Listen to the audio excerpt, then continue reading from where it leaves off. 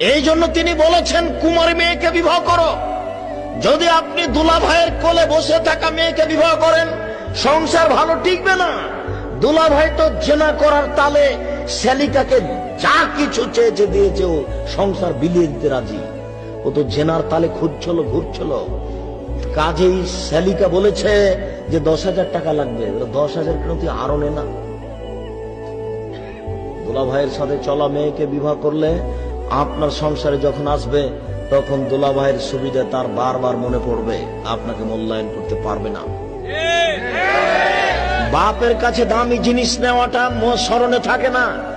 বাপ একটা জিনিস কিনে নিয়ে এসে দিয়েছে, তখন মেয়ে বলছে আব্বু আমি এটা নিব না।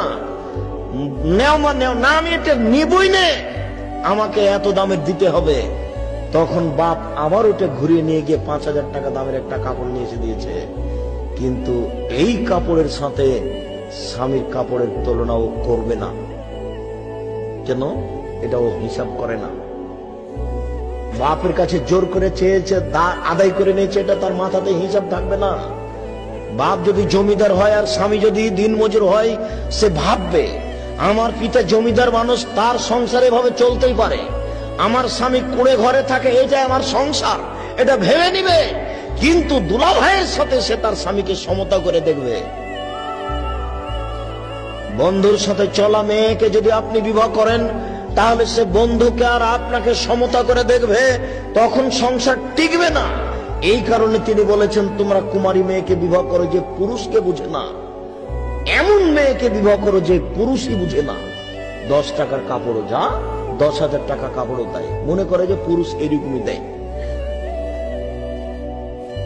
বাপ কোটি টাকা দিয়ে কাপড় কিনেছে, এটা বাপের টাকা কেউ হিসাব করতে পারবে না, এটা করেই না, ওটা তার মাথাতেই থাকবে না।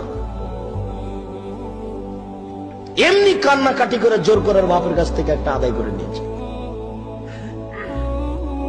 সম্মানিত উপস্থিতি, 2 নম্বরে তিনি বললেন আন্তাক আরহামান, বেশি বেশি বাচ্চা দিতে পারে কুমারী মেয়ে।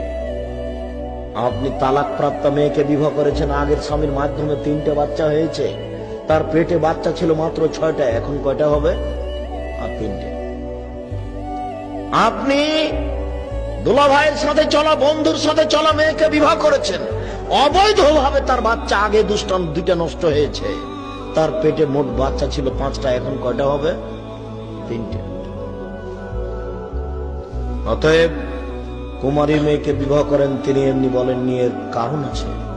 তিনি বলেন ওয়ার যাবিল আসিরে, অল্পতেই খুশি।